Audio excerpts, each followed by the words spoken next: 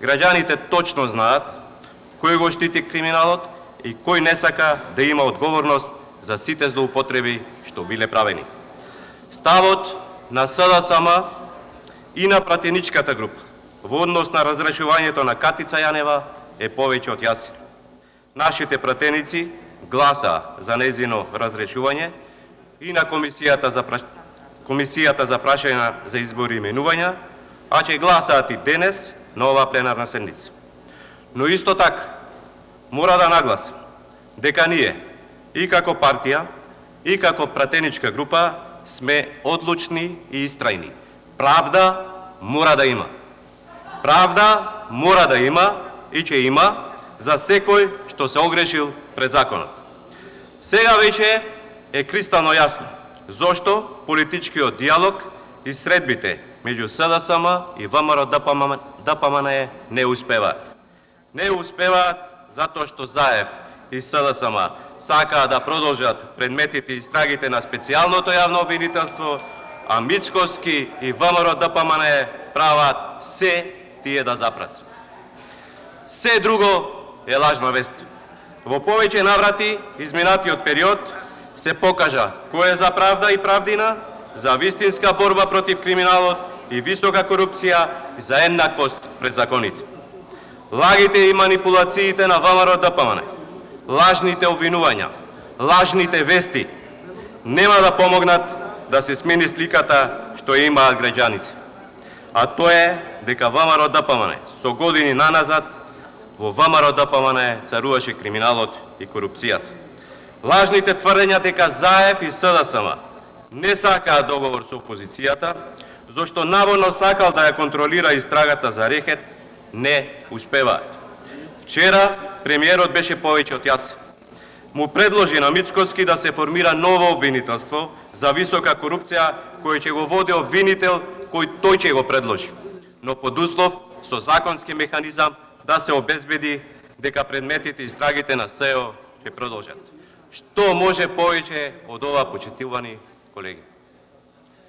Ајде да видиме дали СДСМ стравува од Рекет или Мицкоски е контролиран од неговиот ментор од Будимпешта и по секоја цена сака да издействува амнестија за неколкумина клучни играчи на претходниот режим. Нашите намери се јасни. Нашите намери се да обезбедиме висок степен на консензус за новиот закон за јавно обвинителство, кој содржи механизми за решавање на статусот на СЕО.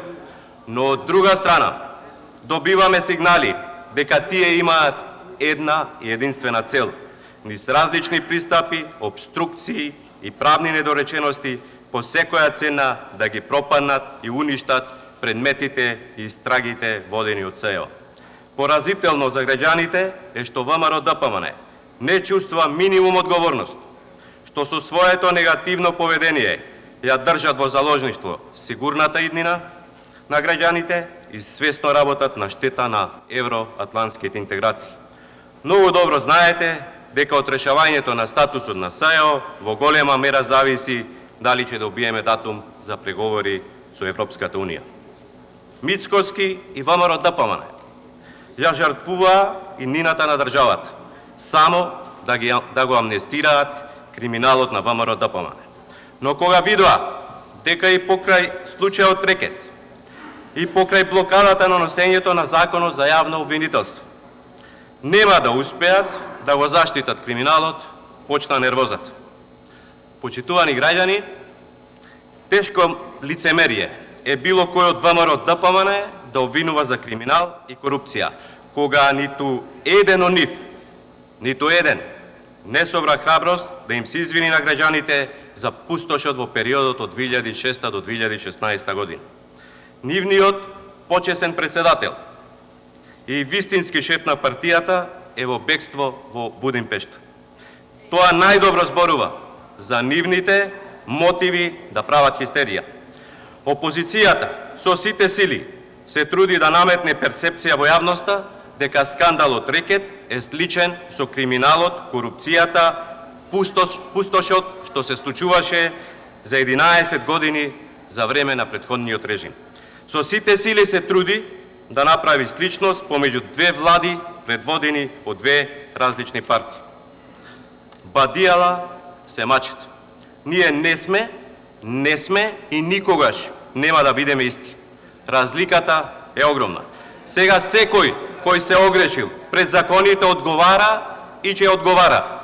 Ајде запрашајте се кога во време на Груевски можело да се замисли јавен обвинител да биде во притвор.